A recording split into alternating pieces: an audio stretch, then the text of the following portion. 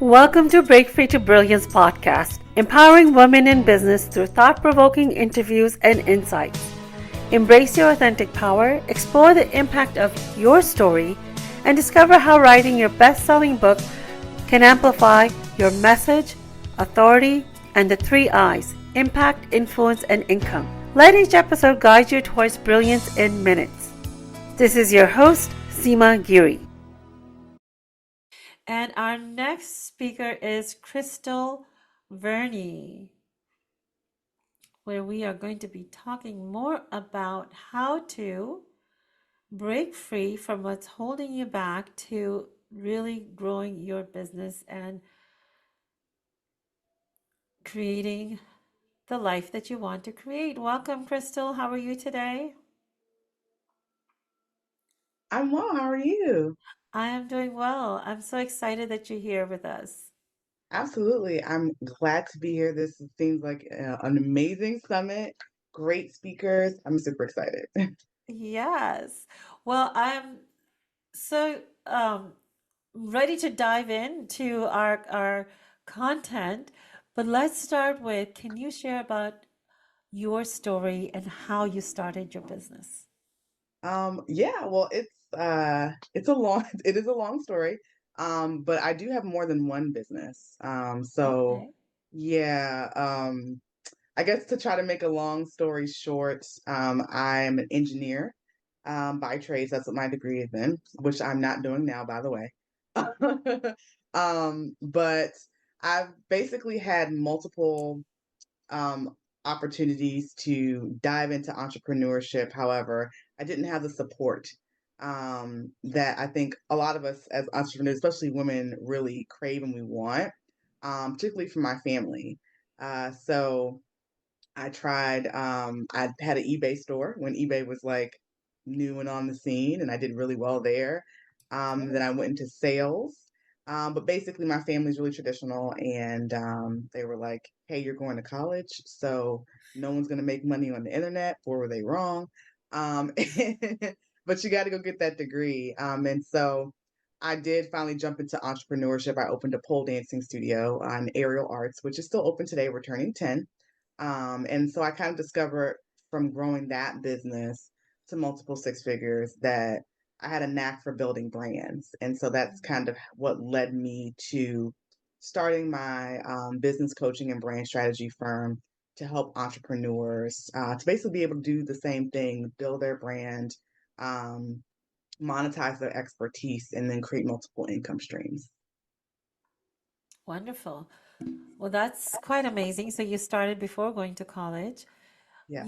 Most of us have trouble getting one business started. How are you managing three businesses? I imagine you have a robust system.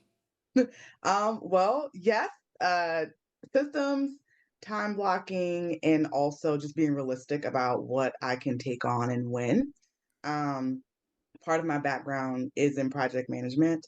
And so I get this question a lot, and most people who come to me are multi-passionate, multi-talented entrepreneurs that have many, many, many talents and don't actually know which one they want to monetize or which business idea is really going to be the thing or be the it thing. And I often tell them, like, it doesn't have to necessarily be one thing.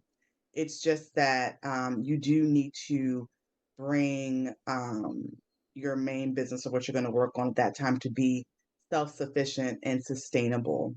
So how I did it was I didn't start with all the things that I have now. I started with one business Hmm. and I grew that to where I have a full-fledged team. I have management in place, and I was able to get my time back as the CEO to focus on other things. So really focus on being the visionary and focus on the strategy for that business. And then I could utilize my talents in other spaces. So that's really how I was able to do it. Wonderful. Yeah, that's one thing we have in common is our project management background, where it really is very helpful because we know how to get things done and make sure it's sustainable. That's right. On So, time and on budget. Those are well under exactly. budget. Those are the favorite words. On time and on budget, yes. And it gets uh, it gets a little frustrating when other people are not, when they don't value time as like we do.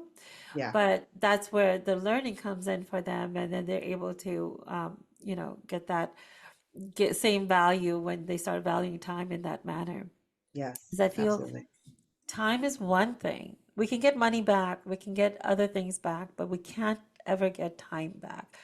And I find as an entrepreneur, I really value that time and I safeguard it with all my life and all my might, because if you're not intentional, you can just, lose time on things that are not very important. Yeah. That was definitely a lesson I had to learn, I think. Yeah. Um, just as I guess what I like to call growing up as an entrepreneur, growing up in my own entrepreneurial space. Yes. It's like I knew the saying and I understood it, but I didn't understand it until I actually took intentional action on it to Exactly. say, to say no to people and to say no, that doesn't fit my priorities right now. Or I think sometimes even as women, we want to say yes, or we don't want to cause confrontation when looking at your business and thinking this doesn't really align with what I'm trying to do, or this is really going to take me away from my goals. And so having Yes. to say no, and redirect. Well, let's talk about that a little bit, because sometimes prioritizing is difficult, because in business, everything seems important, right? All the Yeah. aspects seems important. How do you prioritize? What has your way of prioritizing been? So I like to break things down into like a few buckets, and that kind of helps me. It's like, the what's urgent and important. So like daily operations, what's gonna fall apart if it's not done? What's the nice to have? What do I have some time to take on, but it's still important. So using that urgent important matrix, I think I can't remember the name of it, but I use that a lot, quite frequently, in my work, to be able to determine, okay, this is what I need to do, setting actual timelines for myself, and actually like making sure that I meet those goals, and also training my team on the same thing and holding them accountable as well. I Mm. think when you as the leader or as a CEO, they see you, not just preaching things, but practicing what you preach and then sticking to those deadlines. It makes it a lot easier to help your company become a well-oiled machine. So definitely, there's a lot of things that I think, especially if you're a heart-centered entrepreneur, which I think most people are, a lot of things that you want to do, you want to accomplish. And it's like you said, everything seems important, but you really have to focus on what are your company's goals and also what's really absolutely necessary for operations and what's not. And then just set a feasible plan for how to get to where you want to go. Yeah, Yeah, those are great inputs. And I also look at what is my priority for the year? What is my goal for the year? And then things that are coming my way, do they fit it or do they not? that's right. That's right. So, in all of my companies, we actually do like a 1 year plan. We have a strategic plan, but we also do like our 1 year calendar or our 1 year plan so that we know what's going to be happening really down to the day. In a lot of cases, especially for depending on what's going on, different months and things, priorities that we have. But that's been super helpful in all of my businesses so that I'm not guessing what's coming Right. next. And that is a huge asset for me to be able to manage multiple businesses at one time because I know exactly what's coming, where I'm supposed to be, and what's supposed to take place. Right. And then how does that help you build your brand? So I think a lot of times when it comes to branding, people are unsure on what that even means. They don't really understand what the word brand means. I get that question a lot. What actually is branding? Yes. So what I like to tell people is if your business is the body, your brand is the soul. And so it's also what people are saying about you or your business, depending on if you have a personal brand or a business brand or both. I argue that you have both. But what they're saying about you when you're not in the room. Mm. And that kind of is the best analogy that I can give for a brand. Um, And then I tell people to safeguard their brand with their life, because that really is going to be a huge, huge asset in helping your business grow.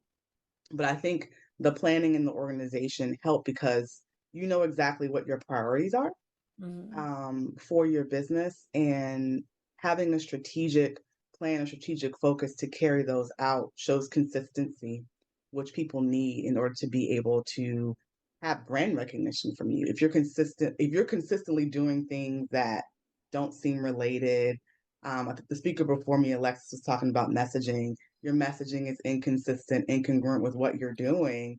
Mhm. People are going to have a hard time identifying with your brand, trusting your brand, and then ultimately doing business with your brand.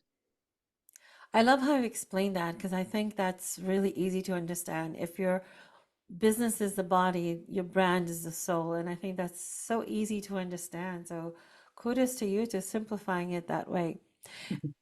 Because I don't think many of us understand that when you're running a business, you also need to build that brand, or they go hand in hand.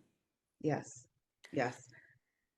And Yeah. I think people think that the business is the brand Yes. sometimes, but not necessarily. I look at those two things as being separate. Your branding is more so your story. What do you stand for? What can people expect from you? It's kind of like I tell people to think about the really well-known brands that you know. What feelings do you get Mm. when someone mentions in that name? What pops into your head? Like if I said Target versus Walmart, what are you thinking about? Like what do you expect at Target versus Walmart versus Louis Vuitton versus Apple? There's a certain Right. experience that you are expecting, when maybe you walk through their doors or you order online or speak to a customer service representative. And so even if your business is small, your brand can still be mighty. And I think that's what I work with my clients on, ensuring that they're building a premium brand from the start, even if they're considered to be a small business. Yes, that's the other thing many people think, oh, when I get bigger, then I'll focus on my brand. But it starts right away, right? Yes, absolutely. It's from day one. Especially for my brick and mortar folks. So I have a brick and mortar business. The studio I have is brick and mortar in addition to the online business that I have. Um, but are you one of those businesses that never answers the phone and that's how you become known, in your local community, or you never answer Mm. email, and that's how you get known in the online community or your DMs or whatever the case may be. But all of that goes into branding, like even down to the communication, how fast you respond, how you Mhm. respond, what language you use. Do you refer to your customers or potential customers as guys and gals, or is it sir and ma'am? Like those little details matter and all are part of your brand.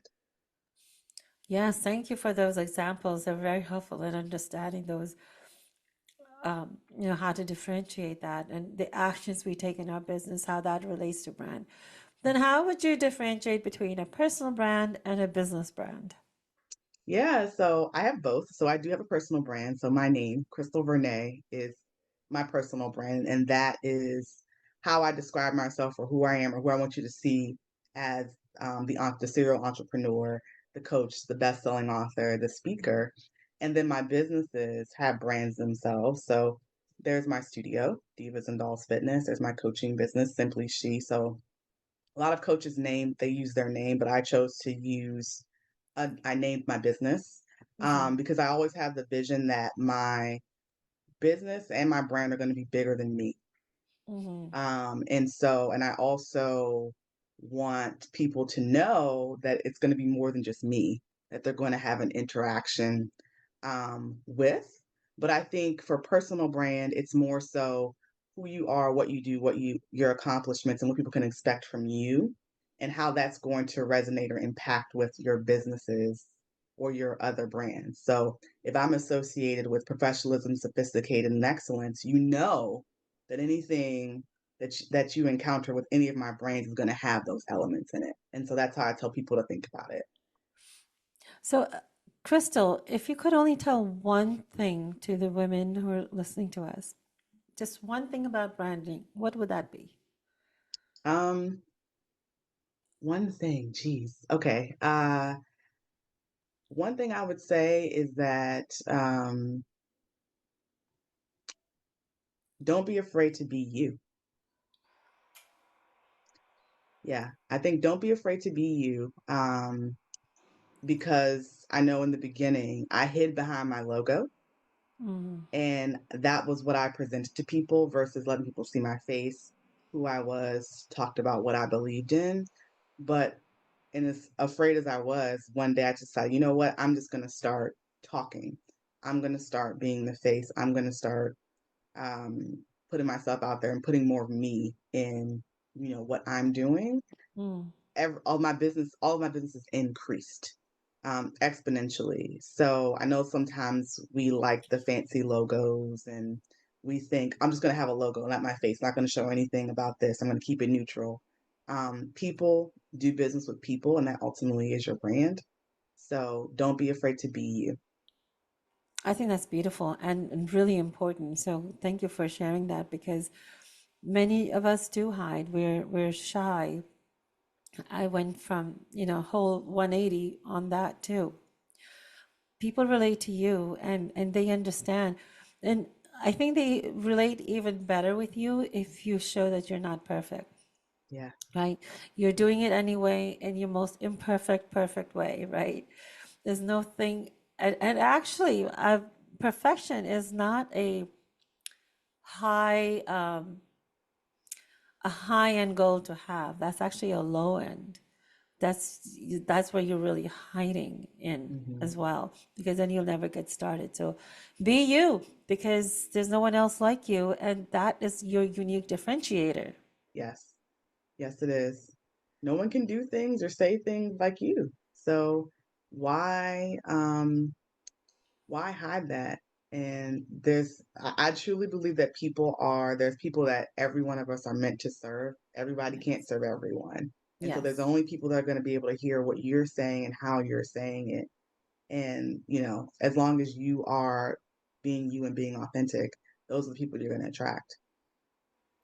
Yes, and I think that's such an important point too, that your story may resonate with everyone. What you're doing may serve everyone, but you're not meant to serve everyone. You're meant to That's right. serve that one particular group of people. And we talked with Alexis that it'll be probably a younger version of you when you were struggling through whatever you're helping other people with now. So look at that, and it's going to make your life a lot easier. They say the riches is in the niches, right? Yes. Yes. Do you agree with that? I do agree with that. I do think that you need to know exactly who you're talking to and be very specific about the problem you solve and for whom, which would be a niche. I know there's people that don't agree with that, but I think the people that don't agree with that are the folks who have had the time and what I call time in the market. So there's first to market, then there's time in the market, right? You're first to market, you have the new concept. Yes. So everybody else is going to be trying to catch up to you. But then there's time in the market. And I say nothing can override time in the market, meaning you have a reputation 15, 20, however many years. And so people are used to you. And so now whatever you put out, you have a reputation, which again Yeah. goes along with branding. And so you see them doing all these different things. And so that's how you're starting, but you did not see their day one. You're on their like day 1,000 to Yes. kind of compare it to, and you're wondering Yes. why it's not working. It's because you're trying to skip the steps, skip the process. That's a key point too. Good point there too. That yeah, you haven't seen their day one. So it's not you're not comparing apples to apples. Correct. That's right. Yeah. Wonderful. Well, thank you so much for your time today, Krystal. Amazing inputs, good way to differentiate personal brand and branding all together. And I understand you have a gift for our guest today. Yes. So I have one of my courses. It's the Four Figures, less than 1,000 followers. There, and the reason why I would want to give this gift is because there's a lot of hype about building your social media following. You gotta have a big following or to make money online, and that's not true. As long as your messaging is dialed in with your right audience, you don't have to have a ton of social media followers. I think there was a lot of congruency in what Alexis was saying.